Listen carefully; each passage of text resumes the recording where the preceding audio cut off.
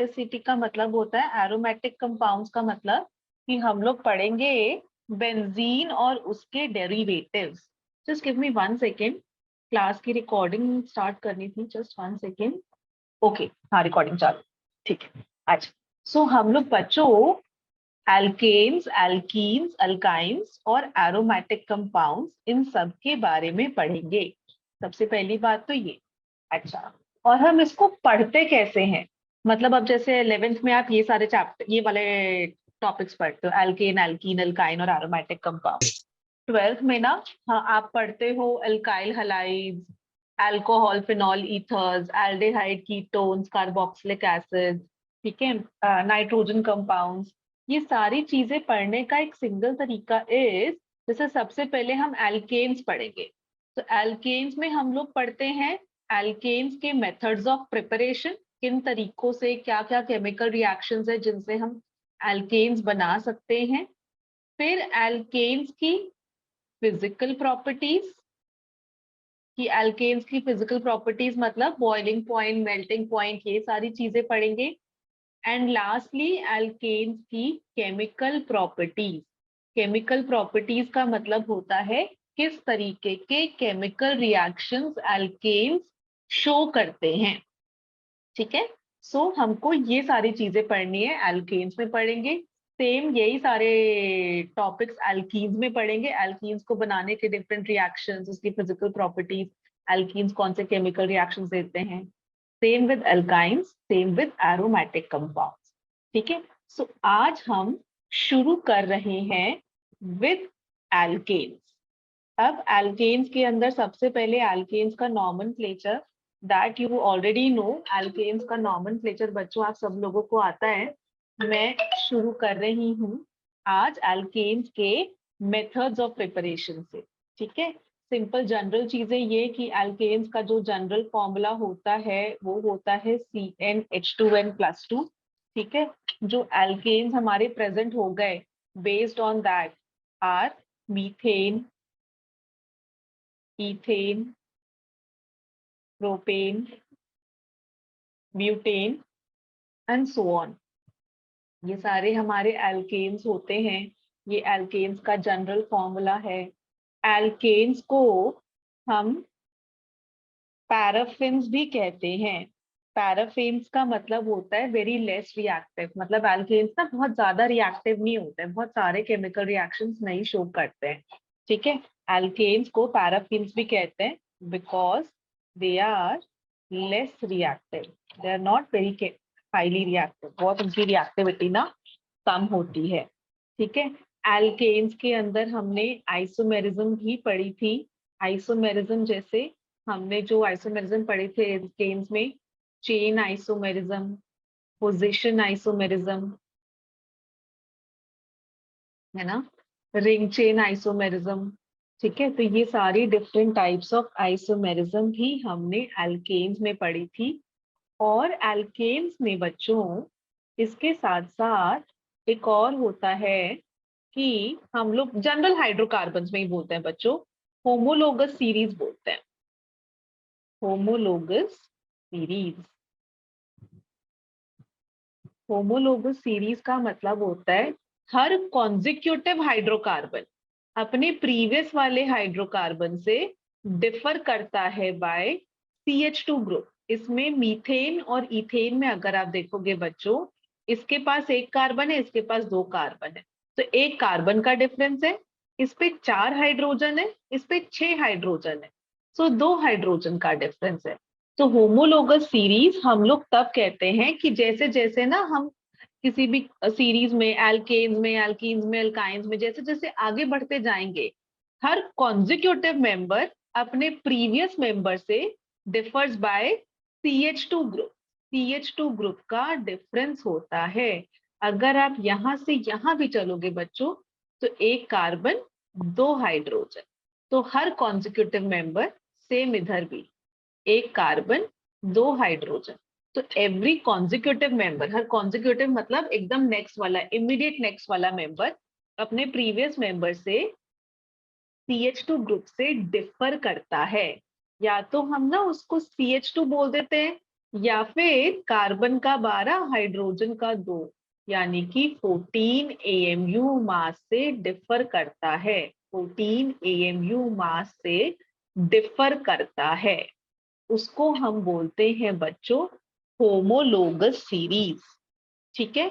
सो हम लोग एल्केन्स के बारे में बच्चों, ये कुछ जनरल चीजें थी, इसके साथ साथ हम लोग ये भी बोल देते हैं, फिजिकल प्रॉपर्टीज में बोलूंगी कि जैसे जैसे साइज बढ़ता जाता है, बॉइलिंग पॉइंट बढ़ता जाएगा, तो होमोलोगस सीरीज के अंदर ही हम लोग ये वाली चीज कहते हैं कि as we move up the homologous series, मतलब ना मीथेन से इथेन पे, प्रोपेन पे, ब्यूटेन पे गए, तो साइज बढ़ रहा है, साइज बढ़ रहा है का मतलब मॉलिक्यूलर मास बढ़ रहा है, तो ग्रेजुअली जो है हमारी फिजिकल और केमिकल प्रॉपर्टीज इंक्रीज या डिक्रीज होती है।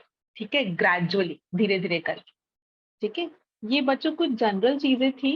ठीक है, एल्केन्स के बारे में।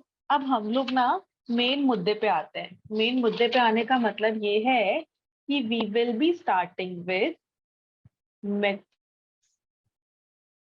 Of preparation of alkanes. Alkanes को बनाने के डिफरेंट मेथड्स जो हैं, we will start with that, different तरीके जिससे हम एल्केन्स बना सकते हैं। सबसे पहला मेथड इज फ्रॉम एल्कीन्स और एल्काइन। एल्कीन्स या एल्काइन से हम लोग एल्केन्स बना सकते हैं। अच्छा, बिफोर वी आगे कंटिन्यू, दिव्यांशु तुम्हारा वो निकल गया, एडमिट कार्ड निकल गया बेटा, आ गया? Good evening ma'am. No ma'am, नहीं आ रहा मैम। अभी भी नहीं आया? No ma'am. अच्छा, फिर तुमने वहां पर उस पर ईमेल किया? ईमेल तो नहीं किया मैम, लेकिन कॉल कर रहे थे मैम, वो उठा ही नहीं रहे हैं। अच्छा, ध्यान रखना क्योंकि अब चालू हो गया है, 4 दिन में तो खत्म हो जाएगा पेपर, तो तुम्हारे पास टाइम कम बचेगा, तो मुश्किल ना हो जाए पेपर में, ऐसा नहीं कि बैठने में ही मुश्किल हो जाए। चलो ठीक है, देख लेना। हाँ बच्चे, चलो ओके। अच्छा, so everyone, coming back to the topic, हम लोग एल्कीन्स या एल्काइन से एल्केन्स बना सकते हैं। ठीक है, अब ये बनाते कैसे? लेट्स से बच्चों हमारे पास कोई भी एल्कीन गिवन है, जैसे कि सबसे सिंपलेस्ट बोले हम तो इथीन। ठीक है, या कोई एल्काइन गिवन है, सबसे सिंपलेस्ट एल्काइन इज इथाइन। सो हम क्या करते हैं ना, इसको आप ट्रीट कर देते हो विद हाइड्रोजन, और यहाँ जो हम लोग हाइड्रोजन यूज करते हैं, we have to take hydrogen in the presence of a catalyst. कोई भी हमको ना कैटलिस्ट लेना होता है, कैटलिस्ट जैसे कि निकल, पलेडियम, प्लैटिनम। मैंने याद भी कराया था, नहीं पढ़ोगे पिटोगे ऐसे करके। निकल, पैलेडियम, प्लैटिनम। सेम इधर भी, निकल, पैलेडियम, प्लैटिनम। कोई भी आप कैटलिस्ट ले सकते हो, या तो निकल की प्लेट ले लो, या पैलेडियम की या प्लैटिनम की आप प्लेट ले लो, और हाइड्रोजन गैस ले लेते हैं। और क्योंकि कैटलिस्ट की प्रेजेंस में हम लोग हाइड्रोजन ऐड कर रहे हैं, इस प्रोसेस को कैटालिटिक हाइड्रोजनेशन भी कहते हैं। कैटलिस्ट की प्रेजेंस में हाइड्रोजन ऐड कर रहे हैं, सो कैटालिटिक हाइड्रोजनेशन या फिर कैटालिटिक रिडक्शन। रिडक्शन बच्चों आप लोगों को याद होगा, रिडक्शन का मतलब होता है हाइड्रोजन ऐड करना। जब हमने निकल की प्लेट हाइड्रोजन गैस ले ली और इस तरह करके एल्कीन या एल्काइन के थ्रू आपने पास कराया, सो व्हाट हैपेंस इज, देखो यहाँ पे एक सिग्मा और एक पाई बॉन्ड है, तो एक पाई बॉन्ड को तोड़ दो, एक सिग्मा और पाई बॉन्ड है, दो पाई बॉन्ड है, तो आप दोनों पाई बॉन्ड को तोड़ दो और प्रोडक्ट बन जाता है, ये पाई बॉन्ड टूट गया, ठीक है ना, CH2 था, एक H जुड़ गया, एंड इथीन से बन जाता है इथेन। ऐसे ही यहाँ पर है, दो पाई बॉन्ड्स जोड़ दो तो CH है, इधर भी दो हाइड्रोजन लगेंगे, इधर भी दो, तो यहाँ दो कर देते हैं, H H H H, which is equal to which implies, ऐसे करते जैसे कंफ्यूज ना हो, इथेन हमारा दोनों बारी इथेन बन जाता है। बच्चों यहाँ पर ना, यहाँ तो मैंने 2 स्पेसिफाई कर दिया, पर आप बाय डिफॉल्ट अगर सिर्फ ऐसे ही हाइड्रोजन ही लिखा हो ना, तो आप अपने आप मान के चलोगे कि हाइड्रोजन एक्सेस में है। इथीन से पहले बनता है इथाइन। अगर पहले 1 मोल ही हाइड्रोजन ऐड करते हैं ना, तो सबसे पहले बच्चों बन जाता है, एक ही पाई बॉन्ड टूटा पहले और बन जाता है इथीन। फिर एक और मोल हाइड्रोजन आप ऐड करते हो और फिर बन जाता है इथेन। तो एक्चुअली में 2 मोल यूज हो रहे हैं, 2 मोल यूज हो रहे हैं, तो मैंने यहाँ पर स्पेसिफाई कर दिया क्योंकि आप फर्स्ट टाइम मैं आपको पढ़ा रही हूँ। नेक्स्ट टाइम ना मैं सिर्फ हाइड्रोजन लिख दूंगी तो आप समझ जाना कि हाइड्रोजन हमेशा एक्सेस में होता है और इथेन ही फॉर्म होगा। इथीन वाली स्टेज पर रिएक्शन नहीं रुकता है, ऑलवेज इथेन इज फॉर्म। इसको नोट डाउन करो, फिर इसके बारे में हम लोग थोड़ी सी इंपॉर्टेंट पॉइंट स्टडी करते हैं। ओके, आई बिलीव बच्चों आप सभी लोगों ने ये लिख लिया होगा, ठीक है। एल्कीन्स या एल्काइंस के साथ आपका जो है रिएक्शन अकर करवा रहे हो और फिर आपको जो है एल्केन बन जाता है, ठीक है। अच्छा, आगे बढ़ते हैं। अब इसके अंदर मैंने आपको समझाना है रिएक्शन मैकेनिज्म, ठीक है। हम लोग रिएक्शन मैकेनिज्म बच्चों स्टडी कर रहे हैं। रिएक्शन मैकेनिज्म बहुत ज्यादा इंपॉर्टेंट है और एक बार जब भी आप मैकेनिज्म यहाँ स्टडी कर लोगे ना, फिर जब भी आपको हाइड्रोजनेशन कर रहे होगे in the presence of nickel, palladium, platinum, हर जगह पर यही रिएक्शन मैकेनिज्म लगेगा, सब जगह यही रिएक्शन मैकेनिज्म लगेगा।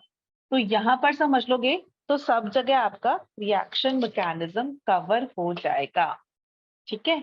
अब इसके अंदर होता क्या है, हम लोग क्या करते हैं ना, सबसे पहले तो एक निकल की या प्लैटिनम या पैलेडियम, कोई भी जो भी हमारा कैटलिस्ट है ना, मेटल होता है, तो मेटल की हमने ले ली बच्चों एक प्लेट। जैसे निकल है तो निकल की हमने एक प्लेट ले ली, और जब हमने निकल की प्लेट ले ली तो उसके थ्रू हाइड्रोजन गैस पास कराई, ठीक है। उसके ऊपर से ऐसा प्लेट ले रखी और यहाँ से आप ब्लोअर से हाइड्रोजन गैस छोड़ रहे हो जैसे, तो क्या होगा, जो हाइड्रोजन गैस है ना, वो निकल के सरफेस से चिपक जाएगी, मतलब उसके सरफेस पर एडजॉर्ब हो जाती है, एडजॉर्ब हो जाती है। हम लोग बोलते हैं hydrogen gas is adsorbed on the surface of the catalyst. अब देखो बच्चों, हमने ना एक नया टर्म इंट्रोड्यूस कर दिया, एडजॉर्ब। अभी तक तो मैं एब्जॉर्ब ही करते थे हम लोग, एब्जॉर्प्शन ही आपने सुन रहा है, ठीक है। अभी कोई बच्चा बोला मुझसे, एक दिन मैं पढ़ा रही थी कि मैम आपने स्पेलिंग गलत लिख दी एब्जॉर्प्शन की। तो भाई मैंने स्पेलिंग गलत नहीं लिखी है एब्जॉर्ब होने की, यहाँ पर एडजॉर्ब होता है। एडजॉर्ब का मतलब क्या होता है, उसके सरफेस पे बच्चों चिपक जाती है, सरफेस सरफेस पर, उसको बोलते हैं एडजॉर्प्शन। एक होता है बच्चों adsorption and the other is absorption. Adsorption मतलब होता है सरफेस पर चिपकना, इसको सरफेस फिनोमेना कहते हैं। जैसे क्लास में जो एक्चुअल वाली क्लास होते हैं ना, जिसमें ब्लैक बोर्ड यूज कर रहे होते हैं, या फिर स्कूल के अंदर जो ग्रीन बोर्ड होता है और उसके ऊपर चौक से लिख रहे होते हैं, है ना, जो फिजिकल वाली क्लासेस होती हैं, तो उसमें जब हम चौक से ब्लैक बोर्ड के ऊपर लिखते हैं तो चौक के पार्टिकल्स उस ब्लैक बोर्ड के सरफेस पर चिपक जाते हैं, है ना, और फिर जब आप डस्टर से मिटाते हो तो वो मिट भी जाते हैं। तो वो सरफेस पर चिपक रहा है, सरफेस फिनोमेना है, सरफेस पर है, अंदर तक नहीं जा रहा कि आपने जो है ब्लैक बोर्ड के ऊपर लिखा है तो दीवार के पीछे से अगर वहां से देखोगे तो पीछे भी आपको चौक के पार्टिकल्स नजर आएंगे, नहीं। सिर्फ सरफेस सरफेस पे ही आपने अपना नाम लिखा है, भावना ने उधर भावना लिखा है अपना नाम, तो वो सिर्फ सरफेस सरफेस पर ही दिख रहा है, ठीक है। और जो एब्जॉर्प्शन होता है ना, ये बल्क फिनोमेना होता है। बल्क फिनोमेना का मतलब ये, जैसे ही आपके पास कोई कपड़ा है, कुछ है, आपने उसके ऊपर पानी डाला, तो वो पानी सरफेस सरफेस पे ही रहता, वो कपड़ा नीचे तक गीला हो जाता है ना। तुमने कभी बेड पे तुमसे पानी गिरा होगा, चाय गिरी होगी, तो वो बेड की चादर के ऊपर नहीं रहती ना, वो नीचे गद्दे के नीचे तक आ जाती है, एब्जॉर्ब नीचे तक वो चली जाती है, वो बल्क फिनोमिना कहलाता है। तो जब हम लोग हाइड्रोजन गैस पास करते हैं ना निकल के साथ, तो क्या होता है, हाइड्रोजन गैस का जो मॉलिक्यूल है ना, वो निकल की प्लेट के सरफेस के ऊपर ऊपर ऐसा चिपक जाता है, ऊपर ऊपर। ये वीक बॉन्ड फॉर्म कर लेता है बेटा। ये जो बॉन्ड्स होते हैं ना एड्सॉर्प्शन वाले, वीक बॉन्ड्स होते हैं, वेरी वीक बॉन्ड्स। बस थोड़े से बॉन्ड्स फॉर्म हो गए कि उसके सरफेस पर वहां पर जुड़े हुए हैं। हाइड्रोजन गैस बेसिकली हम लोग एक वो ले रहे हैं जिसके ऊपर हम रिएक्शन अकर करवा लेंगे। ये हाइड्रोजन गैस यहाँ पर हमने इकट्ठी कर ली खूब सारी। तो स्टेप नंबर 1 क्या हुआ, हाइड्रोजन गैस अपनी एडजॉर्ब हो जाती है on the surface of the catalyst. सबसे पहले तो ये हो गया। फिर हम क्या करेंगे, हमारी ये निकल की प्लेट थी, निकल ले सकते हो, पलेडियम ले सकते हो, प्लैटिनम ले सकते हो, ठीक है। और इसके सरफेस पर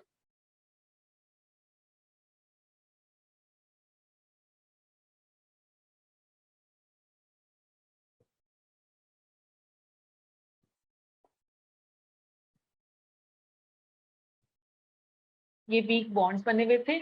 अब आपने क्या किया, इसके ऊपर से ना एल्कीन पास कराई, ठीक है। एल्कीन या अल्काइन कुछ भी आप ले सकते हो, क्योंकि दोनों की हाइड्रोजनेशन हो रही है। तो आपने लेट्स से एल्कीन पास कराई इसके ऊपर से। तो जब आप एल्कीन इसके ऊपर से निकल प्लेट जिस पे हाइड्रोजन गैस एडजॉर्ब हो रखी है उसके ऊपर से पास कराई ना, सो व्हाट विल हैपन इज, ये वाला बॉन्ड तो वीक ही था, ये बॉन्ड टूटने लग जाएगा, बॉन्ड ब्रेक होगा, बॉन्ड ब्रेक होगा। ये वाला और ये वाला बॉन्ड फॉर्म होने लग जाएंगे, और इसका जो पाई बॉन्ड है वो भी बॉन्ड ब्रेक होगा, और ये वाला भी बॉन्ड ब्रेक होगा, ठीक है। तो इस तरह कर कर देखो 4 मेंबर्स वो बन रही है, 1 2 3 4, 4 मेंबर की रिंग बन रही है, साइक्लिक वो बन रही है। और इवेंचुअली देखो ये टूटेगा, ये टूटेगा, CH2 तो था ही, ठीक है। सिग्मा बॉन्ड तो भाई इंटैक्ट रहता है, वो नहीं टूटता।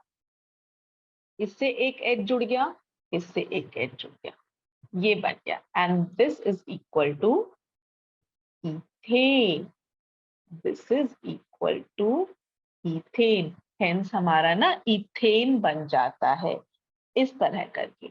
और जब भी ऐसे होता है ना कि हमने एल्कीन या एल्काइन लिया, वो इसके साथ ऐसे रिएक्ट कर कर ये ट्रांजिशन स्टेट बना रही है, तो हम लोग कहते हैं कि 4 मेंबर्स की cyclic transition state is formed. 4-member cyclic transition state is formed. जो ये ट्रांजिशन स्टेट है ये साइक्लिक है। तो साइक्लिक वाले ना 4 मेंबर तो आपको पता है इतना ज्यादा स्टेबल नहीं होते, 6 मेंबर बहुत स्टेबल होते हैं, 4 मेंबर तो बहुत ज्यादा स्टेबल नहीं होता है। बट फिर भी नॉट बैड कि ट्रांजिशन स्टेट बन रही है। ट्रांजिशन स्टेट का मतलब होता है कि वो बनी और खत्म हो गई, मतलब कंज्यूम होके फटाक से उसने प्रोडक्ट दे दिया अपना, रुकी नहीं। ऐसा नहीं कि ये वाला एक इंटरमीडिएट नहीं है, इंटरमीडिएट जो रुकता है हमको रिएक्शन में वो भी मिलता है। ये तो हम लोगों के नहीं, क्योंकि फाइनल प्रोडक्ट हमको इथेन ही मिल रहा था ना, इथीन से या इथाइन से, तो हमको पता है कि अच्छा इसका मतलब हम लोग अज्यूम करके चलता है कि इसके थ्रू रिएक्शन अक्कर किया होगा, ठीक है। ये इस तरह कर कर होता है। जल्दी से रिएक्शन मैकेनिज्म नोट डाउन करो प्लीज, और इसके बाद इसके अंदर हम लोग पॉइंट्स डिस्कस करते हैं।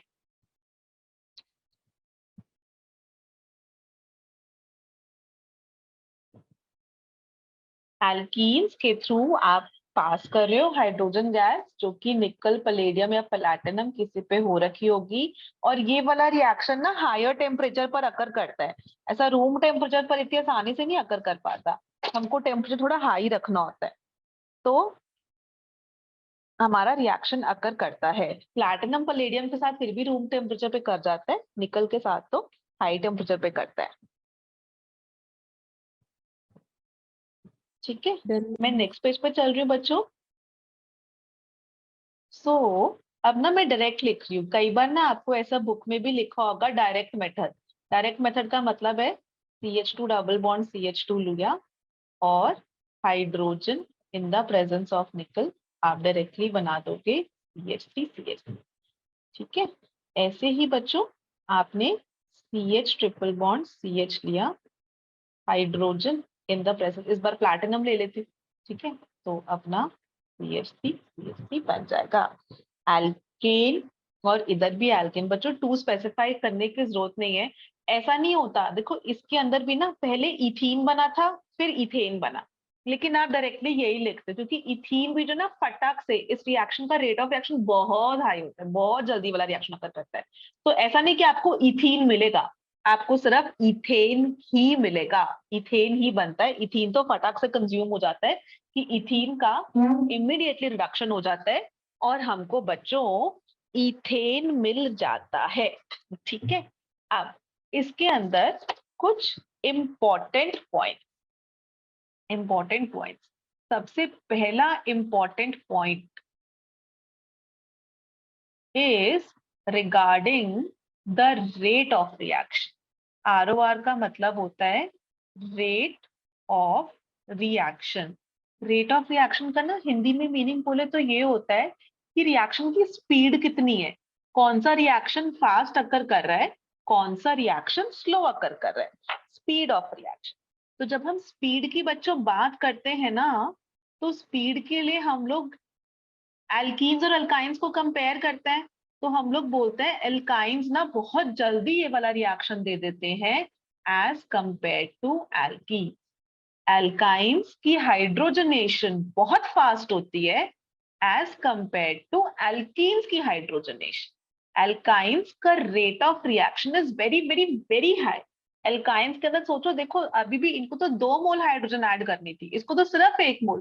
तो सोचने में लगता है ये तो एक ही स्टेप में अकर कर जाएगा, और जो एल्काइन वाला है पहले वो एल्कीन बनाएगा फिर वो एल्केन बनाएगा, 2 स्टेप में अकर कर रहा है। तो मन में एक बार ख्याल आ सकता है कि मैम हम बोलेंगे एल्काइन का स्पीड स्लो है, ये ज्यादा टाइम लेगा, एल्कीन का स्पीड हाई होगी, ये कम टाइम लेगा। लेकिन नहीं, एक्चुअली में हमने क्या ऑब्जर्व किया कि एल्काइंस का रेट ऑफ रिएक्शन जो स्पीड है ना वो बहुत हाई होती है एज कंपेयर टू एल्कीन। अब इसका रीजन हमें जानना है कि क्यों ऐसा है। दिस इज बिकॉज ऑफ इसकी ज्योमेट्री, इसकी जो शेप होती है। एल्काइंस ना लीनियर स्ट्रक्चर होता है, लीनियर स्ट्रक्चर। क्यों? क्योंकि वो sp हाइब्रिडाइज्ड है। sp हाइब्रिडाइज्ड का मतलब है CH ट्रिपल बॉन्ड CH है। ठीक है, तो इसकी ना बच्चों सिलेंडर जैसी ऐसी सी शेप मान लो कि लीनियर स्ट्रक्चर है। ये भी एक कार्बन, ये भी एक कार्बन ले लो, यहाँ से एक H, यहाँ से एक H। तो फिर ना कोई स्टेरिक हिंड्रेंस नहीं है। और यहाँ पे अपनी निकल की प्लेट है, तो निकल की प्लेट है, इसके थ्रू पास कर रहे हैं, तो कुछ भी स्टेरिक हिंड्रेंस नहीं है। लेकिन एल्कीन्स के अंदर hybridisation is sp2। sp2 hybridisation का मतलब प्लेनर स्ट्रक्चर है। तो यहाँ पर क्या होता है ना, CH डबल बॉन्ड CH और एक और H लगा दो। ठीक है, H2 ही कर दे तेरे को, मैं समझाती हूँ, एक सेकेंड, जस्ट 1 सेकेंड। हाँ, यहाँ पर है CH2 डबल बॉन्ड CH2।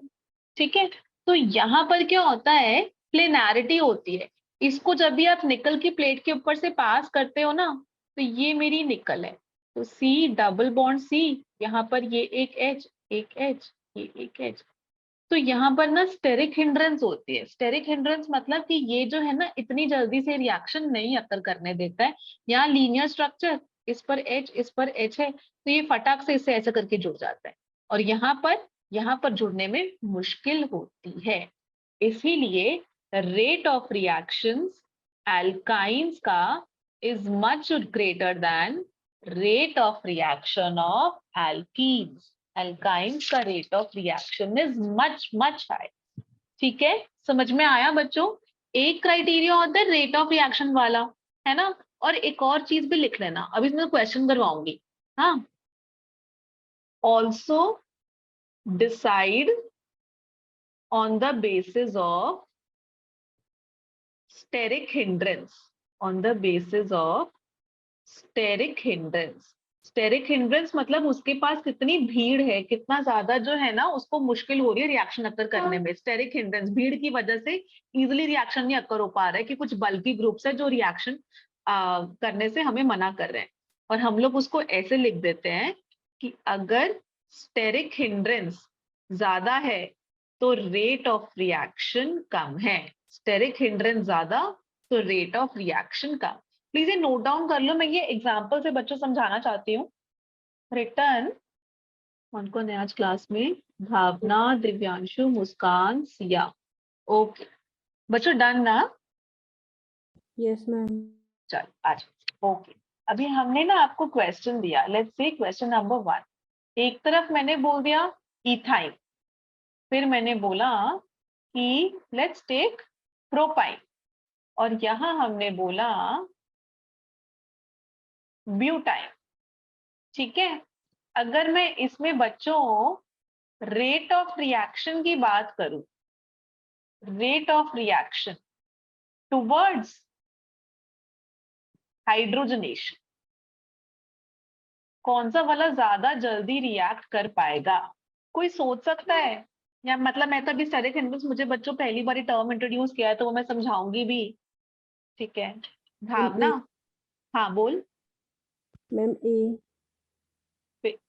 फिर B and C. Greater than sign लगाऊं कि लेस देन साइन लगाऊं? Greater than. Greater than, thank you. अच्छा सो एवरीवन, ओके बच्चों देखना। अच्छा हो क्या रहा है हमारा, जो लेट्स से ये जो है ना, ये निकल की प्लेट है, फोन को ना ऐसा निकल की प्लेट समझ लो। ठीक है, निकल की प्लेट है। अब इसके आगे हम जब एल्काइन पास कर रहे हैं या एल्कीन, कोई भी हम पास करेंगे, वो ऐसे करके बच्चों इसके ऊपर ऐसे कर कर है, तो एकदम ऐसा करके आसान है पास करना। ठीक है, लेकिन जो ये वाला मिथाइल है ना, मिथाइल बी वाले में, ये स्टेरिक हिंड्रेंस देगा। स्टेरिक हिंड्रेंस मतलब भीड़, इतनी इजिली रिएक्शन अकर नहीं करने देगा। ये कैसा हो जाएगा कि ये हो जाएगा ऐसे, इसको आप खोल के लिखोगे तो इस साइड ना ये जो बल्कि सा ग्रुप आ गया मिथाइल, मतलब ये बड़ा सा ग्रुप ना जब भी निकल की प्लेट के थ्रू हम लोग पास कर रहे हैं तो ये टकराएगा। ठीक है, ये इतना इजी रिएक्शन नहीं अकर करने देगा। और यहाँ पर दो बल्कि ग्रुप्स है, दो ग्रुप्स की वजह से स्टेरिक हिंड्रेंस है। सिया क्लियर है ना बेटा?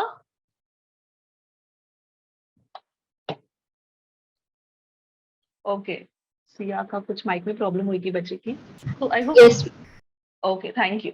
अच्छा so because of steric hindrance we say that rate of reaction towards hydrogenation ethyne का हाईएस्ट होगा, then propyne and last is butyne.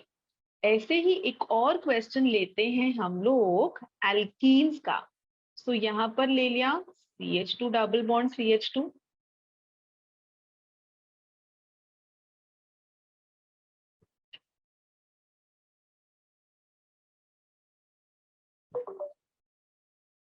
ये वाला। अब इसमें बता दो बच्चों मैम रेट ऑफ, ग्रेटर हाँ than C. Very good. So A is greater than B is greater than C। बिल्कुल भी स्टेरिक हिंड्रेंस नहीं है, थोड़ी सी स्टेरिक हिंड्रेंस है और ज्यादा स्टेरिक हिंड्रेंस है।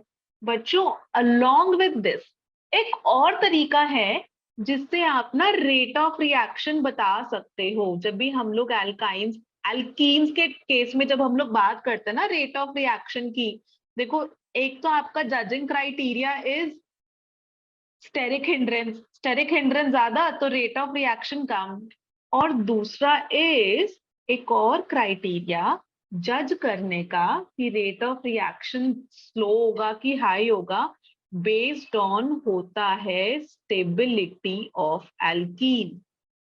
अगर हमारा एल्कीन बहुत ज्यादा स्टेबल है तो उसका रेट ऑफ रिएक्शन लेस है, क्योंकि वो इतना स्टेबल है ना तो वो अपने आप में ही बहुत खुश है, वो रिएक्ट करना चाहता ही नहीं है।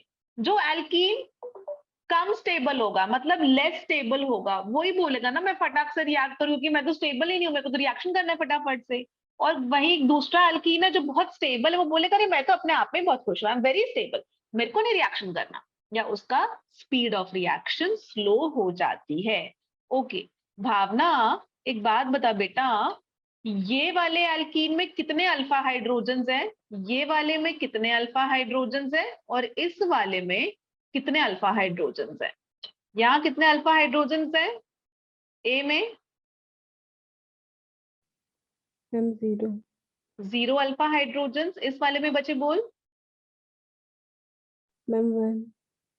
कितने अल्फा हाइड्रोजन्स हैं? 3 alpha hydrogen. So everyone C double bond C के जो एडजेसेंट कार्बन होता है ना उसको बोलते हैं अल्फा कार्बन, उससे जितने हाइड्रोजन्स कनेक्टेड होते हैं उनको बोलते हैं अल्फा हाइड्रोजन। ठीक है, यहाँ पर 3 अल्फा हाइड्रोजन है और यहाँ कितने अल्फा हाइड्रोजन है? 6 अल्फा हाइड्रोजन। और हम लोग ये बोलते हैं कि अल्फा हाइड्रोजन्स जितने ज्यादा उतना ज्यादा stable alkene, stability of alkene उतनी ज्यादा है। तो अगर हम इस क्वेश्चन में जो क्वेश्चन नंबर 2 है एल्कीन की स्टेबिलिटी की बात करें तो स्टेबिलिटी है C greater than B greater than A, क्योंकि इसके पास 6 अल्फा हाइड्रोजन है, यहाँ 3 है, यहाँ 0 है। ये वाला एल्कीन सबसे ज्यादा स्टेबल है। तो स्टेबिलिटी के हिसाब से भी आप जज कर सकते हो कि rate of reaction will be C less than B less than A। यही हमने लिखा था, C less than B less than A को आप ऐसे लिख दो, A greater than B greater than. तो बच्चों कभी आपको कंफ्यूजन हो ना, बाई चांस स्टेरिक हिंड्रेंस से आप ना जज कर पा रहे हो या कोई और वो हो, तो आप ऐसे ही बोल सकते हो एल्कीन की स्टेबिलिटी चेक कर लो। जो एल्कीन बहुत ज्यादा स्टेबल है उसका स्पीड ऑफ रिएक्शन कम होगा, वो रिएक्ट नहीं करेगा आसानी से, बाकी वाले कर जाते हैं। नोट डाउन करो, और ये वाली चीजें बच्चों जो मैं बोल रही हूँ ना उसको अपनी लैंग्वेज में भी लिखा करो। एल्कीन बहुत स्टेबल है, हेंस उसका रेट ऑफ रिएक्शन कम हो जाएगा, स्पीड ऑफ रिएक्शन कम हो जाएगा। Noted down. फिर आगे बढ़ते बच्चों।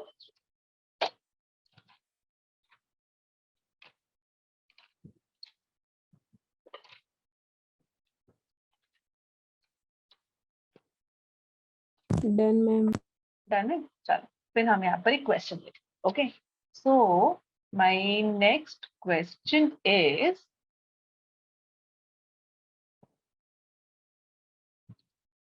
ठीक है, मैंने एक डबल बॉन्ड यहाँ पर ले लिया और इधर एक ट्रिपल बॉन्ड ले लिया, ठीक है, और मैंने अब आपको स्पेसिफाई कर दिया कि मैं 1 मोल हाइड्रोजन ही ले रही हूँ, तो मुझे बताओ कौन सा वाला रिएक्ट करेगा। और ऐसे ही क्वेश्चन नंबर 4 कर देते हैं। इधर में यहाँ पर भी डबल बॉन्ड ले लिया और यहाँ पर भी डबल बॉन्ड ले लिया, और फिर से मैंने अगेन 1 मोल हाइड्रोजन लिया है, मतलब एक ही एल्कीन रिड्यूस हो सकता है, तो कौन सा होगा।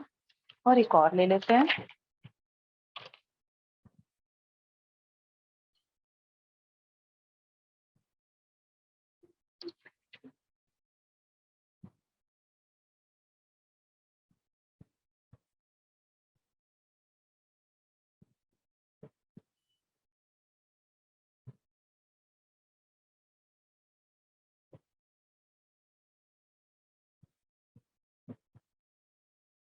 ड्यूटीरियम का मॉलिक्यूल ले लिया यहाँ,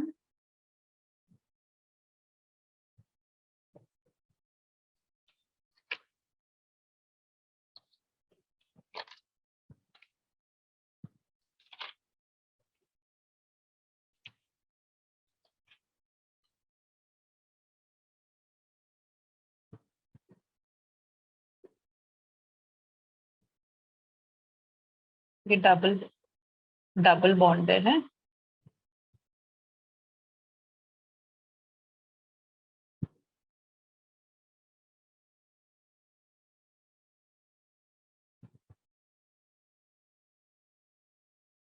ये डबल बॉन्ड लगा दिया और C triple bond H, again 1 mole hydrogen. जल्दी से सबको सॉल्व करो बच्चों, फिर इसमें और थोड़े से इंपॉर्टेंट पॉइंट्स लिखने हैं। बच्चों कर लिया, हम स्टार्ट कर रहे हैं अब, ठीक है। सबसे पहले पहले वाले इसमें बताओ, इधर डबल बॉन्ड है इधर ट्रिपल बॉन्ड है, किसको रिड्यूस करेंगे हम?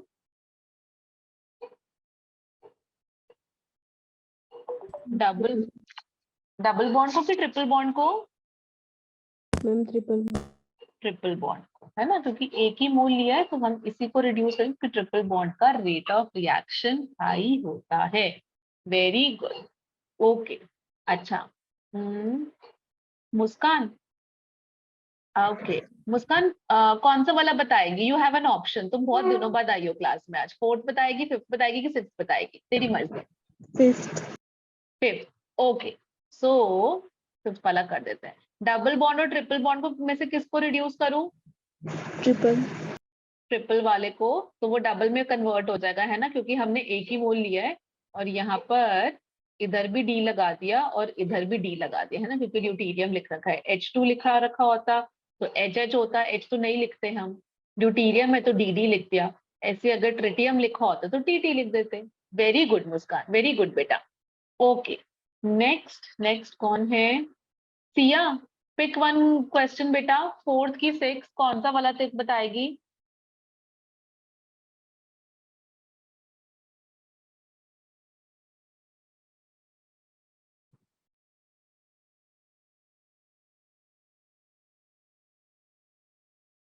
Siya, ma'am six. सिक्स बता दे बेटा। सॉरी, तुमको बताना था, एल्कीन को करूँ कि एल्काइन को करूँ? एल्कीन को, एल्काइन, थैंक यू। चल okay, so CH double bond CH2, okay. So ये वाला किसी ने पिक नहीं किया। दिव्यांशु, तेरे को करना है आंसर फोर्थ वाला बेटा। यस मैम, बाहर वाले डबल बॉन्ड को तोड़ेंगे। बाहर वाले डबल बॉन्ड को तोड़ेंगे, क्या रीजन है इसका? वेरी गुड, करेक्ट आंसर है, हाँ वेरी गुड। क्यों तोड़ेंगे बाहर वाले को? क्योंकि वहां पर स्टेरिक हिंड्रेंस कम है, ये रिंग के अंदर फंसा हुआ है ना, और यहाँ पर स्टेरिक हिंड्रेंस है ही नहीं, तो इसलिए हम इस वाले को तोड़ते हैं। और मैंने ऐसे लिख दिया बच्चों, मैं HH नहीं लिख रही, H तो ना बॉन्ड लाइन स्ट्रक्चर में इंप्लाइड होता है, तो वो लिखने की जरूरत नहीं है, आप सिर्फ ऐसे भी लिख दोगे, आपको फुल मार्क्स मिल जाते हैं। ठीक है, आई होप कि सबको समझ में आ गया हो। अब इसके अंदर ना थोड़े से पॉइंट्स और डिस्कस करना है। मैं नेक्स्ट पेज पर चल रही हूँ, आई होप सबने नोट डाउन कर लिया है। आई विल काउंट टिल 5, 1 2 3 4 5, ठीक है। अच्छा, okay, next another important point is बच्चों, वेरी इंपॉर्टेंट पॉइंट, क्योंकि इसके अंदर ना यहां से क्वेश्चन आ जाते हैं। सिन एडिशन टेक्स प्लेस, एक होता है सिन एडिशन और दूसरा होता है बच्चों एंटी एडिशन।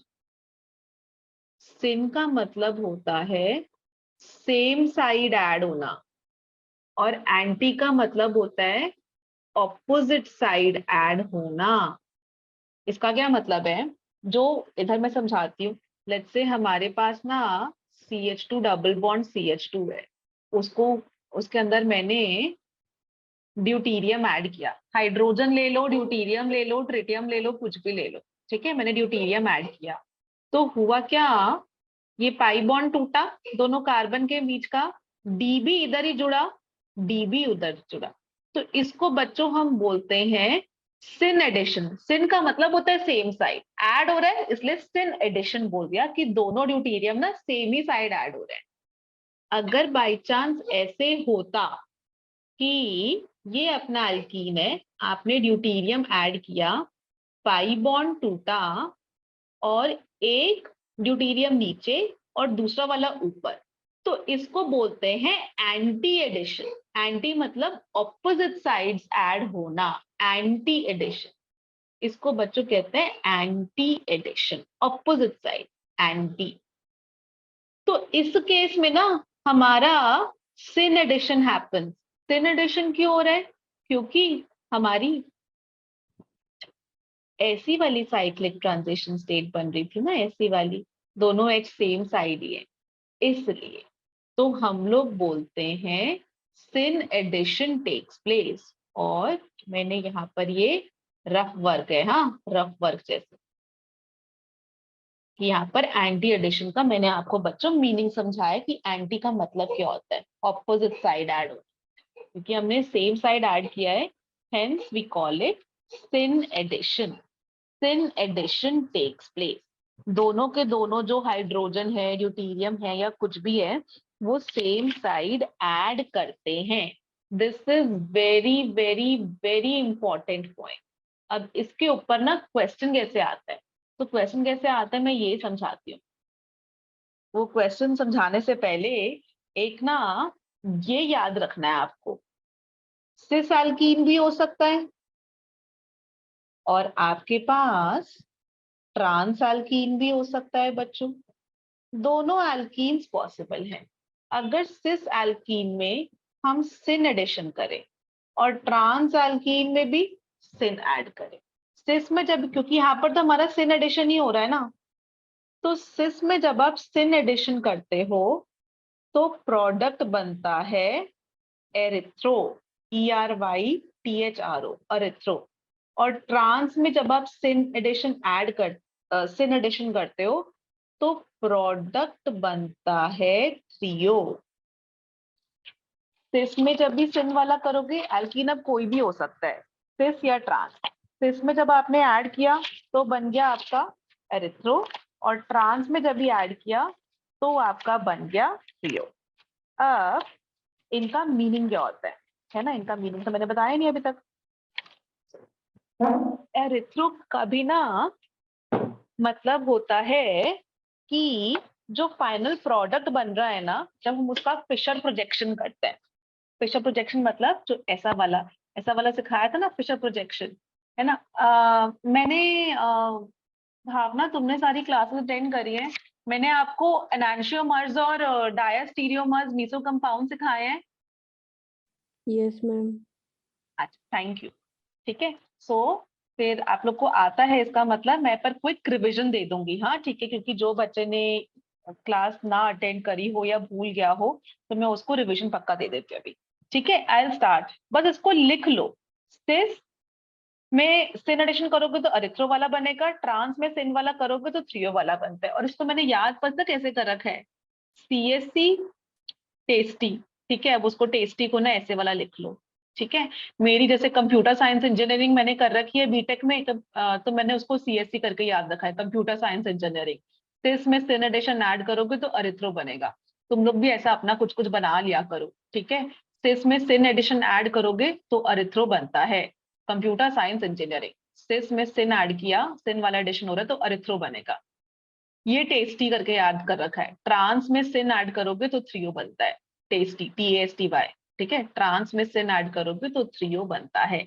अब इनका मीनिंग समझाती हूँ नेक्स्ट पेज पे। ठीक है, ये तो बस याद करने की ट्रिक थी। सो मैंने क्या किया, सिस वाला एल्कीन ले लिया। सिस एल्कीन जैसे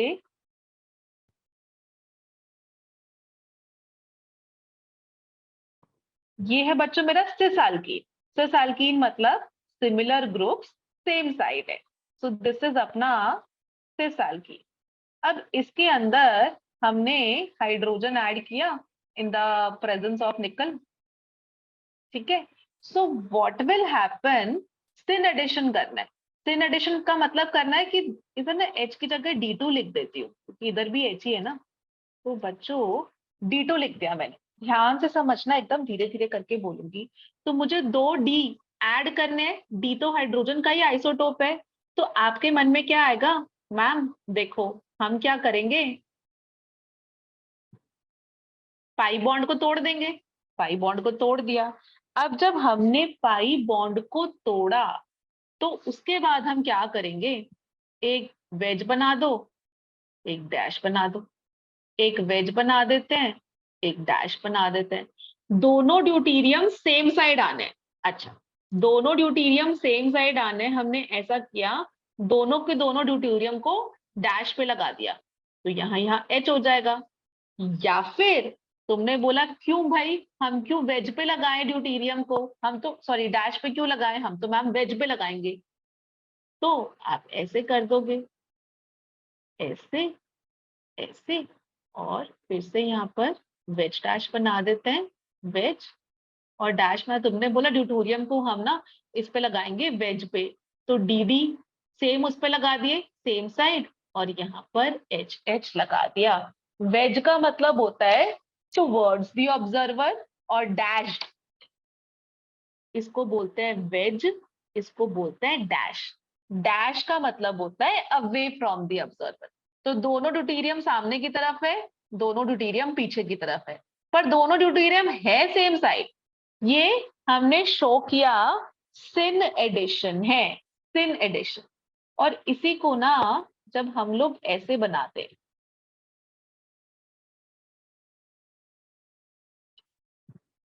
फिशर प्रोजेक्शन,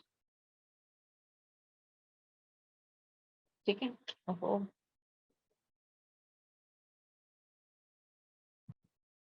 ओके। सो जब आप ऐसा वाला बनाते हो ना, इसका वो कैसे बनाते हो, जो मिथाइल मिथाइल है उसको ऊपर कर दिया, मिथाइल मिथाइल है ये वाले के अंदर भी ऊपर ऊपर कर दिया, और एच एच एक तरफ, डी डी एक तरफ, एच एच एक तरफ, सॉरी उस वाले में तो उधर वाला बनाना पड़ेगा ना,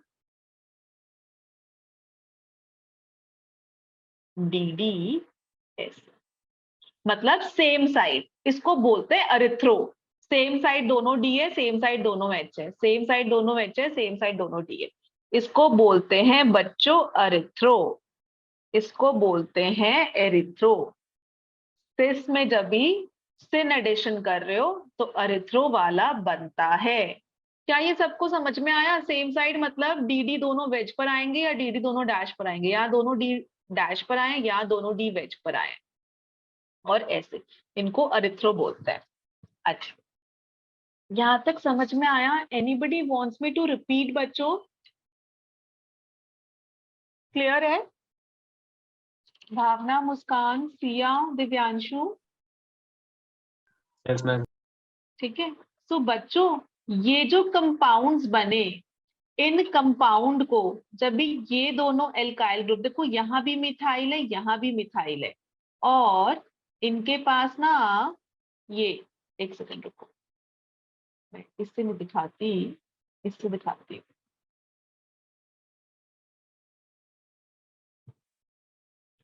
इनके पास ना इंटरनल प्लेन ऑफ सिमेट्री है, इंटरनल प्लेन ऑफ सिमेट्री, ये अपना प्लेन ऑफ सिमेट्री है। प्लेन ऑफ सिमेट्री की मतलब ये वाला जो ऊपर वाला है ना, ये जैसे ऊपर वाला है ना, मतलब बीच में से काट दिया मैंने, तो वो नीचे उसको ऐसा फोल्ड करेंगे तो पूरा का पूरा सुपर इम्पोज हो जाएगा। सुपर इम्पोज मतलब मिथाइल मिथाइल के ऊपर आ जाएगा, ऐसा करके है, तो वो मिथाइल, ऐसे मेरे हाथ को मान लो ऐसा, तो वैसा सुपर इम्पोज करेंगे तो मिथाइल मिथाइल के ऊपर आ जाएगा, ये वाला मिथाइल इसके ऊपर आ जाएगा, तो बीच में से उसको फोल्ड करेंगे तो एच एच के ऊपर आ जाएगा, डी डी के ऊपर आ जाएगा, ये मिथाइल मिथाइल के ऊपर, डी डी के ऊपर, एच एच के ऊपर। तो ये इसके पास इंटरनल अपने अंदर ही प्लेन ऑफ सिमेट्री है, और ऐसे कंपाउंड्स को कहते हैं मीजो कंपाउंड्स। ऐसे कंपाउंड्स को बोलते हैं मीजो कंपाउंड्स, जिसके अंदर ना इंटरनल प्लेन ऑफ सिमेट्री हो, इंटरनल अपने आप में ही प्लेन ऑफ सिमेट्री, ठीक है, कि उसको फोल्ड करेंगे तो उसी के ऊपर आ जाएगा। इसको बोलते हैं इंटरनल प्लेन ऑफ सिमेट्री है, और ऐसे कंपाउंड्स को बोलते हैं मीजो कंपाउंड, ठीक है। अभी इसी का ना डिफरेंस देखना, मैं नेक्स्ट पेज पर चल रही हूँ। हाँ, सो अगर बच्चों हमने फिर से सिस एल्कीन ही लिया, ठीक है, अभी सिस की बात चल रही है, और यहां मैंने ले लिया C2H5 और HH। देखो अभी भी बच्चों सिस वाला एल्कीन है, सिस वाला एल्कीन है, यहां पर भी सिस एल्कीन ही था, दोनों मिथाइल थे, 2 हाइड्रोजन, और यहाँ मिथाइल इथाइल है और 2 हाइड्रोजन है सिस एल्कीन, सिस एल्कीन है। अब इसको हमने ड्यूटीरियम के साथ ट्रीट किया इन द प्रेजेंस ऑफ निकल। अगेन आप यही करोगे कि मैम यहाँ पर मिथाइल लगाते हैं, यहाँ पर इथाइल लगाते हैं, ड्यूटीरियम ऐड कर रहे हैं इन द प्रेजेंस ऑफ निकल, तो मैम हम सिन एडिशन करेंगे। सिन एडिशन मतलब दोनों डी सेम साइड, तो ऐसे कर देते हैं। अगर दोनों डी डैश पे लगाए तो एच एच वेज पे लग जाएगा, और ऐसे करके दिखाओ आप,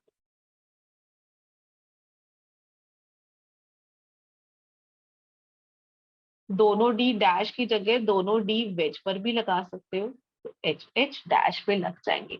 मैम देखो यही बनेगा। और इसी का अगर हम आपसे पूछे कि बेटा वो बना दो, अरिथ्रो वाला बना दो, तो आप कैसे करोगे? ये ऐसे, इसका ऐसे ले लेते हैं, इधर इधर उसमें से लंबा कर देते हैं,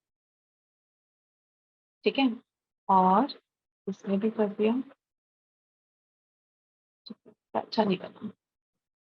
methyl methyl methyl methyl, H इधर, डी इधर, एच इधर, डी इधर, और इधर डी एच डी एच।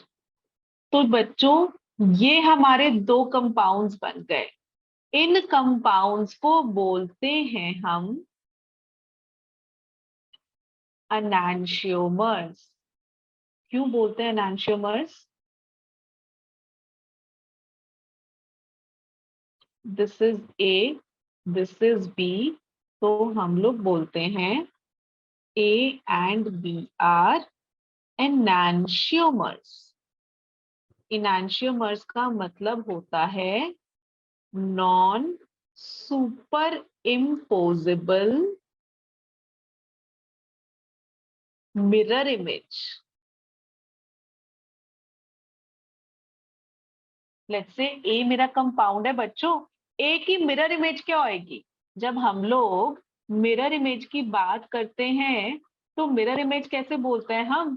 कि सर ऊपर रहता है, पैर नीचे ही रहते हैं, लेकिन लेफ्ट वाला राइट हो जाता है, राइट वाला लेफ्ट हो जाता है। देखो एच इधर लेफ्ट में है तो इधर ये एच राइट में हो गया, एच इधर लेफ्ट में है तो ये राइट में हो गया, डी इधर राइट में तो इधर लेफ्ट में, डी इधर राइट में तो लेफ्ट में। तो हमारा जो ना लेफ्ट राइट बदल जाता है शीशे के सामने, सर ऊपर ही रहता है, पैर नीचे ही रहता है। तो ये दोनों मिरर इमेज है। हाँ भाई मिरर इमेज है, बट क्या ये सुपर इम्पोजेबल है कि नॉन सुपर इम्पोजेबल? तो ये नॉन सुपर इम्पोजेबल है। नॉन सुपर इम्पोजेबल का मतलब क्या होता है? ए वाले को ऐसे करके उठाओ और बी के ऊपर रख दो, ऐसा करके उठा के बस रख दो। तो जब आप ऐसे करके रखोगे ना तो एच डी से टकराएगा, ये वाला एच डी से टकराएगा, ये वाला डी एच से, ये वाला डी एच से, क्योंकि ये मिरर इमेजेस है लेकिन नॉन सुपर इम्पोजेबल है। नॉन सुपर इम्पोजेबल का हिंदी मीनिंग होता है कि उसको आप सुपर इम्पोज नहीं कर सकते हो, एक के ऊपर एक दूसरे को रख नहीं सकते हो। सो ऐसे कंपाउंड्स को बोलते हैं हम एनांशियोमर्स। तो हम क्या बोल रहे हैं ना, अब देखना, ये भी सिस एल्कीन था बच्चों और ये भी सिस एल्कीन है। जब दोनों एल्काइल सेम है तो बनता है meso, internal plane of symmetry. जब दोनों एल्काइल डिफरेंट है तो बनता है एनांशियोमर्स, ठीक है। तो सिस एल्कीन में जो मैंने यहाँ लिखा था, सिन एडिशन कर रहे हैं तो अरिथ्रो बनेगा, ठीक है। दोनों में ही अरिथ्रो बन रहा है बच्चों, ये भी देखो अरिथ्रो है, ये भी इधर अरिथ्रो है, अरिथ्रो ही बन रहा है।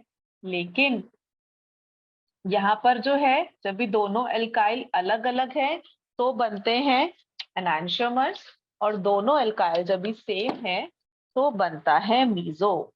क्विकली नोट दिस डाउन, फिर हम आगे बढ़ते हैं बच्चों। किसी को कुछ पूछना है बच्चों? यहाँ तक कोई डाउट है? समझ में आ गया? Yes ma'am. चलो गुड, थैंक यू।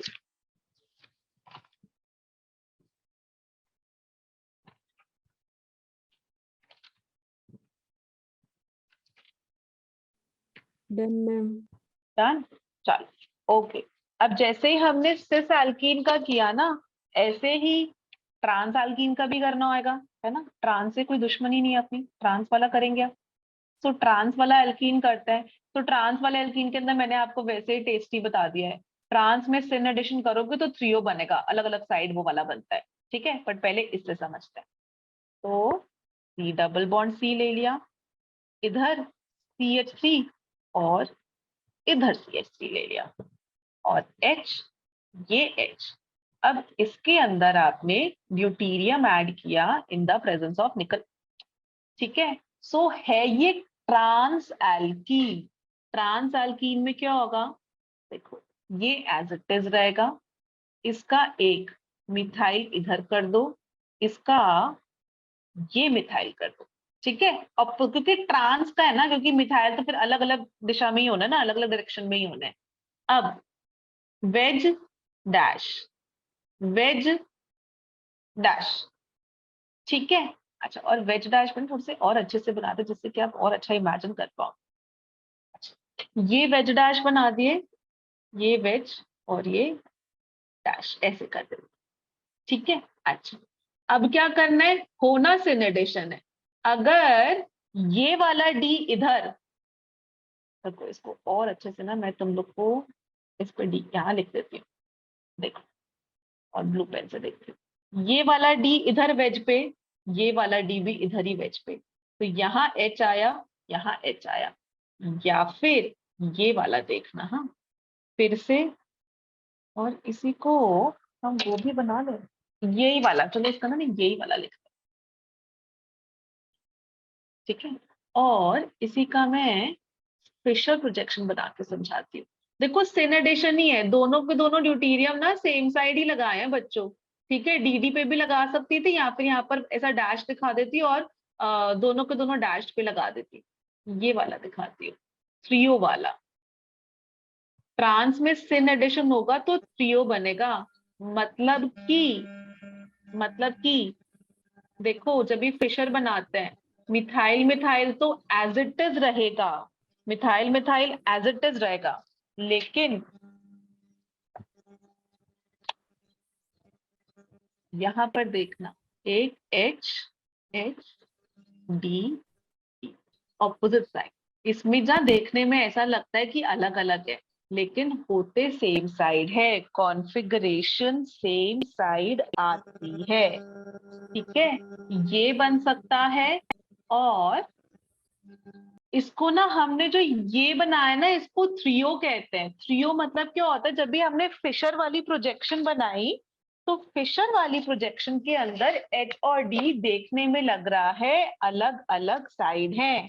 कभी ऐसा देखने में वो अलग अलग साइड लग रही होती है ना, तो उसको हम थ्रियो बोल देते हैं। लेकिन एक्चुअली में ये बनाने का तरीका है, एक्चुअली में आपको पता है कि दोनों के दोनों डी सेम साइड ही हैं, और जो दोनों के दोनों डी सेम साइड ही है ना, उसको मैं ऐसे भी बना रही हूँ, एक इसको बनाने का तरीके से बता रही हूँ, ये वाला, हाँ सी सी, और इधर वाले में हम ऐसे कर देते हैं मिथाइल मिथाइल, ये ऐसे कर दिया, और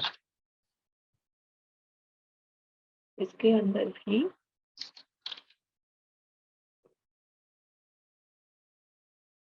इधर डी ऐसे है, तो इधर भी इधर ही होगा, डी दोनों के दोनों ही डैश पर होंगे, H और H, ठीक है। और ऐसा करते हैं, इसको भी ना रुको, एक छोटा सा माइन्यूट चेंज और कर देते हैं, इसको इधर कर देते हैं, और ज्यादा अच्छा लगेगा, तुम लोग को कोई कंफ्यूजन ना रहे। D और ये H, दोनों D लगे उसी पर ही है, डैश पर, यहाँ दोनों D लगे वेज पर ही है, ठीक है। सिन एडिशन ही होगा, वेरी इंपॉर्टेंट, ट्रांस सोचकर नहीं सोचना, सिन एडिशन ही करना है आपको। बस जब भी जो फिशर फॉर्मूला बनता है, फिशर प्रोजेक्शन वाला बनता है, वो वाला इसको बोलते हैं हम बच्चों थ्रियो। अब इसके बारे में बताओ मुझे, क्या ये एनांशियोमर्स है? देखो please, these are enantiomers। enantiomers क्या होते हैं बच्चों? these are enantiomers, ये दोनों मिरर इमेजेस हैं, non super imposable, non super imposable mirror image. देखो मिथाइल मिथाइल ऊपर है, मिथाइल मतलब सर ऊपर पैर नीचे, लेफ्ट राइट पलट गया, ठीक है। Please note this down. थोड़ा सा मैं डन मैम। डन है, हाँ बस मैं आगे बढ़ रही हूँ।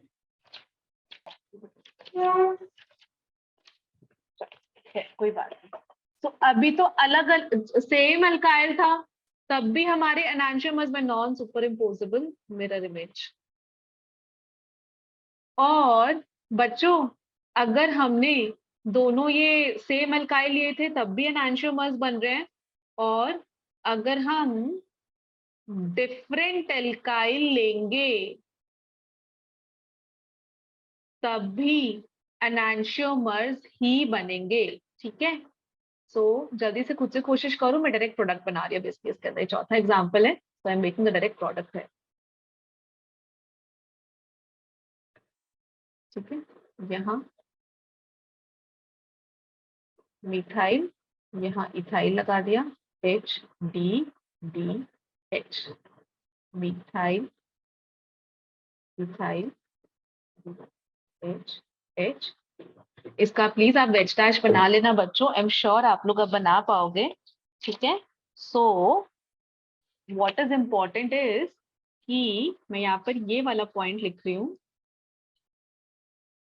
अगर सिस में सेम एल्काइल हुए, हाँ मतलब ये दोनों दोनों मिथाइल है, सेम एल्काइल हुए, ठीक है, और तब आप उसका हाइड्रोजनेशन करा रहे हो तो बनता है मीसो। सिस में डिफरेंट एल्काइल हुए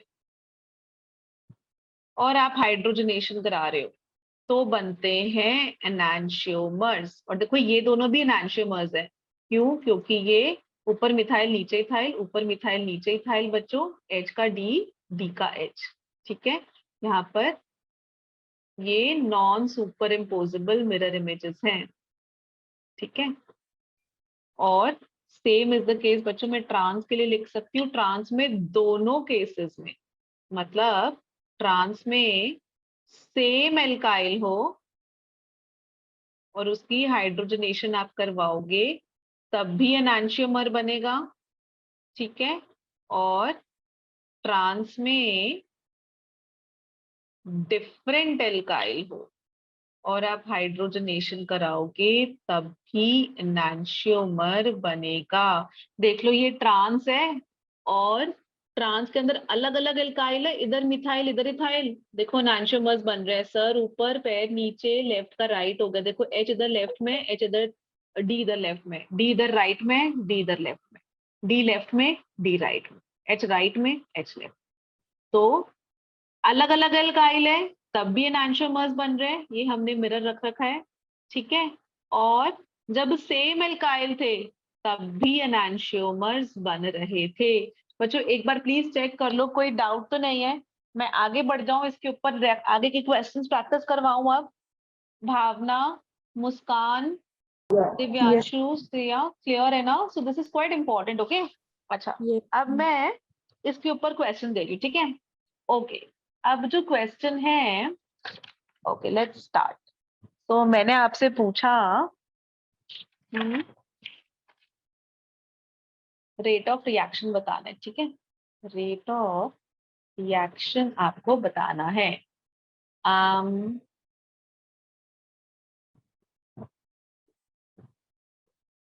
ए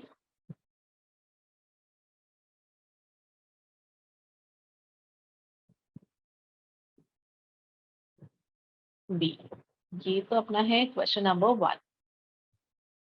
और दूसरे वाले को अब मॉडिफाई करेंगे हम।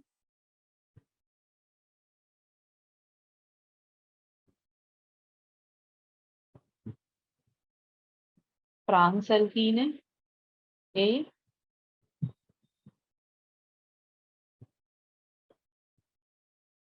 सिस एल्कीन है। ये ट्रांस सिस एल्कीन ना हम तभी, मतलब जैसे यहाँ पर ट्रांस और सिस दे रखा है, लेकिन अभी अरिथ्रो और थ्रियो करने की जरूरत नहीं है आपको। अभी आप डायरेक्टली बस बताना है आपको रेट ऑफ रिएक्शन किसका हाई होगा। आपको क्राइटेरिया टू जज कि किसका रेट ऑफ रिएक्शन हाई है, किसका रेट ऑफ रिएक्शन लो है, इज सिंपली इतना कि कहाँ स्टेरिक हिंड्रेंस कम है, कहाँ स्टेरिक हिंड्रेंस ज्यादा है, और अगर स्टेरिक एल्कीन की स्टेबिलिटी पर देख लो, कौन सा वाला एल्कीन ज्यादा स्टेबल है, तो उसका रेट ऑफ रिएक्शन स्लो होगा। कोशिश करो प्लीज। पहले वाले में बताओ। Ma'am A is greater than B. A is greater than B, very आसान है ये। तो अब ना, क्योंकि यहाँ पर स्टेरिक हिंड्रेंस कम है, यहाँ स्टेरिक हिंड्रेंस ज्यादा है। और आप ऐसे भी बोलना बच्चों, क्योंकि मुझे नेक्स्ट वाला में वही वाली चीज के हिसाब से समझाना है ना। यहाँ 3 अल्फा हाइड्रोजन है और यहाँ 6 अल्फा हाइड्रोजन है।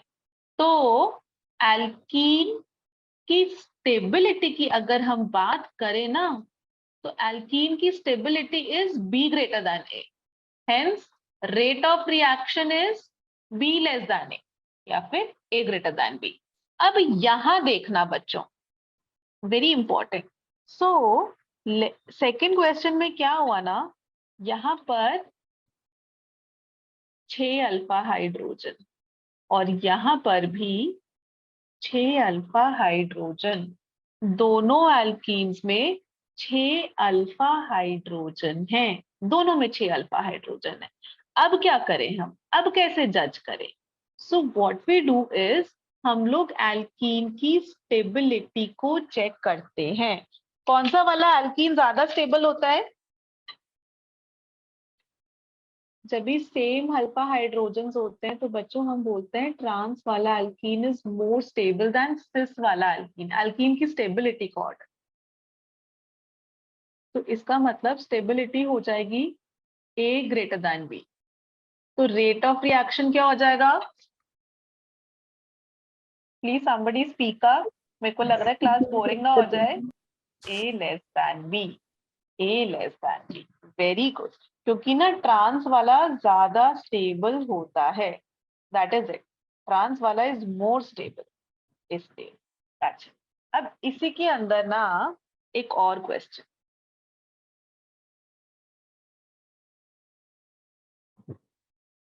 ओके, सो अब ना फिर से मैं 6 अल्फा हाइड्रोजन वाला दे रही हूँ बच्चों, ठीक है। CH3 C CH3 double bond CH2 A CH3 C H double bond CH CH3, ये सिस बन गया और ये ट्रांस बन गया। देखो अब इस वाले में देखना, C डबल बॉन्ड C से अटैच्ड कार्बन के हाइड्रोजन, तो ये C डबल बॉन्ड C है, इससे अटैच्ड कार्बन के हाइड्रोजन। यहाँ 6 अल्फा हाइड्रोजन है, C डबल बॉन्ड C के अटैच्ड कार्बन के हाइड्रोजन। यहाँ 6 अल्फा हाइड्रोजन है और यहाँ भी 6 अल्फा हाइड्रोजन है। अब बच्चों एल्कीन की स्टेबिलिटी जो होती है, हमने आपको बता रखा है एल्कीन की स्टेबिलिटी इज, ट्रांस ज्यादा स्टेबल होता है सिस से। और एक सेकेंड, हाँ ट्रांस ज्यादा स्टेबल क्यों होता है सिस से?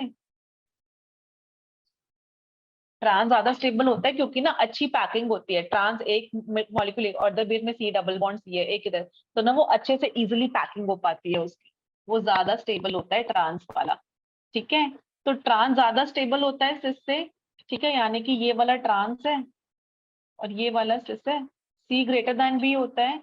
और ये वाला और ज्यादा स्टेबल होता है जब दोनों एल्काइल ग्रुप्स ना एक ही कार्बन पर आ रहे होते हैं बच्चों, इधर भी दोनों एल्काइल ग्रुप सेम कार्बन पर आ रहे हैं, तो वो और ज्यादा स्टेबल होता है।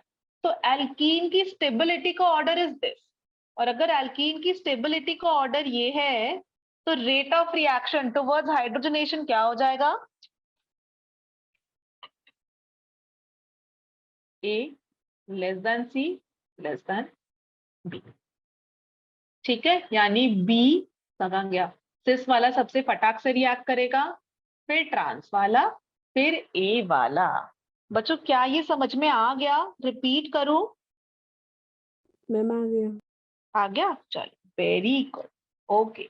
अभी हमारे पास 5 मिनट बचा, मेरे पास छोटा सा टॉपिक बचा, मैं फटाफट से कवर करवा रही हूँ। हाँ, सबने नोट डाउन कर लिया? कुछ पूछना है? 5 मिनट बचे हैं बच्चों, मेरे को ये वाला हाइड्रोजनेशन फिनिश हो जाएगी, नहीं फिनिश नहीं हो पाएगी, थोड़े से क्वेश्चन ज्यादा है अभी। आगे बढ़ जाऊं? Yes ma'am. ओके, सो इसी के अंदर ना बच्चों हम लोगों ने ये जो पढ़ा, दिस इज 1-2 एडिशन।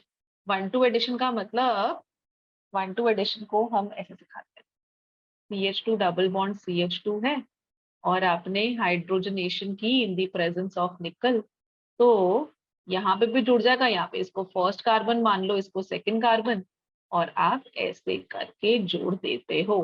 फर्स्ट और सेकंड दोनों एडजेसेंट कार्बन, एडजेसेंट मतलब साथ साथ, जो एक साथ लगातार जो आसपास है, एडजेसेंट कार्बन पर HH जुड़ रहे हैं। बट एक और होती है 1-4 एडिशन। 1-4 एडिशन का मतलब क्या होता है, हमारे पास ना ये वाला होता है बच्चों, जिसमें 2 डबल बॉन्डेड ग्रुप है। ठीक है, इधर भी डबल बॉन्ड है बच्चों, इधर भी डबल बॉन्ड है। और जब दोनों पे डबल बॉन्ड है ना, देखो 1 पर डबल बॉन्ड है, इसको नंबरिंग कर लेते हैं, 1 2 3 4। IUPAC वाला नेम हो जाएगी ब्यूटा 1,3 डाईईन, है ना। और लेट्स से इसमें आपने 1 मोल हाइड्रोजन ऐड किया, सो व्हाट विल हैपन इज, आप क्या करो, हरे से तोड़ते हैं, हाँ, इस वाले पाई को तोड़ो, इस वाले पाई को तोड़ो, और जब ये पाई पाई टूट गया तो ये CH2 CH CH CH2 सब अपने अपने इलेक्ट्रॉन लेकर अलग हो गए। इस पर एक H जोड़ दो, इस पर एक H जोड़ दो, और बीच में डबल बॉन्ड। बेसिकली ये वाला फ्री रेडिकल बन रहा है, ये वाला फ्री रेडिकल बन रहा है, ये वाला फ्री रेडिकल बन रहा है, ये वाला फ्री रेडिकल बन गया। पाई बॉन्ड तोड़ दिया आपने, फिर जब पाई बॉन्ड तोड़ा ना, तो इन दोनों को तो आपस में जोड़ दिया, और यहाँ हाइड्रोजन तो फर्स्ट और फोर्थ पे आप जोड़ देते हो, तो उसको बोलते हैं 1-4 एडिशन। इसको बोलते हैं बच्चों 1-4 एडिशन। ठीक है, फर्स्ट और फोर्थ पर हाइड्रोजन ऐड हो रहा है, फर्स्ट और फोर्थ पे, इसको बोलते हैं 1-4 एडिशन। जल्दी से नोट डाउन करो, फिर नेक्स्ट वाला करवा रही हूँ एक और एग्जांपल।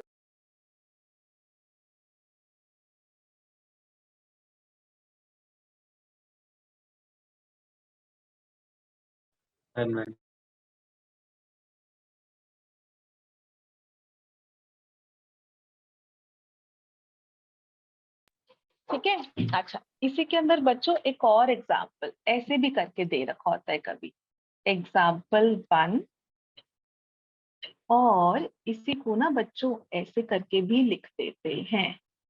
इसमें हाइड्रोजन ऐड किया, तो इसको आप ऐसे कर देते हो कि बीच में डबल बॉन्ड आ गया, साइड से डबल बॉन्ड, ऐसे। तो कभी आप ऐसे भी लिख सकते हो, कभी आप ऐसे भी लिख सकते हो, बात एक ही है, आपको इधर और इधर में हाइड्रोजन जोड़ना, बीच में बेटा पाई बॉन्ड लगा देना। क्या ये सबको समझ में आया एवरीवन? Ma'am repeat. रिपीट करूं बेटा, मैंने जो यही वाला जो कंपाउंड है ना बेटा, इसको ना मैंने ऐसे करके रिप्रेजेंट कर दिया। देख, ये first carbon, second carbon, third carbon, fourth carbon, first और सेकंड के बीच में डबल बॉन्ड है, फर्स्ट और सेकंड के बीच में डबल बॉन्ड है, मैं नंबरिंग भी कर देती हूँ ना। फर्स्ट और सेकंड के बीच में डबल बॉन्ड था, और थर्ड और फोर्थ के बीच, ये वाला समझ में आ गया था भावना बेटा? मैम फर्स्ट वाला। अच्छा, पहला वाला ही समझाना है, ओके, रुक जा, फिर नेक्स्ट पेज पे चलती हूँ, अच्छे से दोबारा से लिख, है ना। ये CH2 double bond CH double bond H2 ऐसे करके है बच्चों। ठीक है, इसके अंदर आपके पास 2 डबली बॉन्डेड है, यहाँ पर भी डबल बॉन्ड है, यहाँ पर भी डबल बॉन्ड है, और मैंने आपको बोला कि हम आपको ना 1 मोल हाइड्रोजन ही दे रहे हैं इन द प्रेजेंस ऑफ निकल, प्लैटिनम, पलेडियम, कुछ भी, सिर्फ 1 मोल ही दे रहे हैं। सो आप क्या करो ना, इसको मन ही मन में तोड़ लो। कैसे तोड़ोगे? ये वाला पाई बॉन्ड तोड़ो, ठीक है, और ये वाला पाई बॉन्ड तोड़ोगे, ठीक है, पाई वीक होता है उसी को तोड़ोगे, तो तुम क्या करोगे, CH2, तो ये डॉट मतलब इलेक्ट्रॉन, इसका एक इलेक्ट्रॉन, और यहाँ H2 नहीं आएगा, H। ठीक है, ऐसे और ऐसे, ऐसे करके अपना अपना इलेक्ट्रॉन लेकर चारों इलेक्ट्रॉन समझे, ये वाला इलेक्ट्रॉन, ये वाला इलेक्ट्रॉन इस पर, ये वाला इस पर, ठीक है, ये वाला इस पर, ये वाला इस पर। और फिर रुको, इसको और अच्छे से सिखाती, रुको, इसी वाले को मैं बेटा इसको अच्छा ऐसे तो ड्रॉ कर सकती हूँ, Yes, ma'am. है ना, 4 कार्बन है, 1 2 3 4, 1 2 3 4, 4 कार्बन है और पहले और तीसरे पे डबल बॉन्ड है, ठीक है। अब इसके पास हम हाइड्रोजन का मॉलिक्यूल ले आए, वो भी लेकर आ सकती हो तुम। फिर तुम क्या करोगी ना, तुम ना ये वाले बॉन्ड को तोड़ोगी, ये वाले बॉन्ड को तोड़ोगी, ये वाले बॉन्ड को तोड़ोगी। इसको जब भी तोड़ोगी कैसे, ऐसे, और इसको जोड़ते हो ऐसे, मतलब क्या है इसका, ये वाला इससे जुड़ जाएगा ऐसे। और मैं इसको एक और तरीके से बनाती हूँ, अंडू, इसको हम बनाते हैं, मैं यहाँ पर एक और बारी बनाती हूँ, so let me draw this, ऐसे ऐसे ऐसे। ये वाला बॉन्ड हमको ब्रेक करना है, ये वाला बॉन्ड ब्रेक करना है, ये वाला बॉन्ड ब्रेक करोगे आप, और ये वाला H ना इस कार्बन से जोड़ोगी, ये वाला बॉन्ड फॉर्म करोगी, ये वाला बॉन्ड फॉर्म करोगी, और इधर ये वाला बॉन्ड फॉर्म करोगी। आपने सिंपली यहाँ पर क्या किया, सारे के सारे ना अपने अपने इलेक्ट्रॉन लेकर अलग हो गए, ठीक है। ये इसके अंदर हमने ऐसे करके तोड़ा था, इन दोनों को तो आपस में जोड़ दिया, ठीक है, ऐसे करके यहाँ पर पाई बॉन्ड बन गया, और इधर वाले पे बचे हाइड्रोजन आ गए, ठीक है। यानी जब मैंने ऐसे करके लिखा ना, ये वाला तो बॉन्ड हमने फॉर्म करा दिया, मतलब यहाँ तो हमने बॉन्ड फॉर्म करवा दिया, और यहाँ पर हाइड्रोजन जुड़ गया। भावना समझ में आया, फिर से समझाऊं बेटा? मैम आ गया। आ गया, चलो गुड, थैंक यू। कितनी भी बारी तुम लोग 50 बार डाउट पूछोगे, I will be very happy कि इसका मतलब समझने की कोशिश करो, very happy when you ask doubts. अच्छा, तो इसको बच्चों बोलते हैं 1-4 एडिशन, 1 2 3 4, क्योंकि ना 1 2 3 4 फर्स्ट और फोर्थ पे जुड़ रही है। अच्छा, और क्योंकि यहाँ फर्स्ट और फोर्थ पर हाइड्रोजन जुड़ रही है, इसलिए हम इसको बोलते हैं 1-4 एडिशन। और देखो यहाँ पर भी बच्चों साइक्लिक ट्रांजिशन स्टेट बन रही है, और ये वाली जो ट्रांजिशन स्टेट बन रही है ना, 1 2 3 4 5 6 मेंबर साइक्लिक ट्रांजिशन स्टेट बन रही है, 6 मेंबर की साइक्लिक ट्रांजिशन स्टेट बन रही है। और क्योंकि यहाँ पर 6 मेंबर की साइक्लिक ट्रांजिशन स्टेट बन रही है ना, तो ये बहुत ज्यादा स्टेबल है, बहुत ज्यादा स्टेबल। क्यों? क्योंकि 6 मेंबर है, और हमको तो रिंग की स्टेबिलिटी को ऑर्डर पता है, 6 मेंबर्ड और 4 मेंबर्ड में तो 6 मेंबर्ड बहुत ज्यादा स्टेबल होती है ना, हेंस इन 1-4 एडिशन ना, 1-4 एडिशन का रेट ऑफ रिएक्शन बहुत ज्यादा होता है। कि कहीं पर आपको लगे कि यहाँ पर 1-4 एडिशन हो सकता है, तो अगर 1-4 एडिशन है तो rate of reaction is very high. क्यों? क्योंकि 6 मेंबर्ड साइक्लिक ट्रांजिशन स्टेट बन रही है, और 6 membered cyclic transition state is highly highly stable. Clear everyone? सबको समझ में आया बच्चों? Yes, ma'am. चलो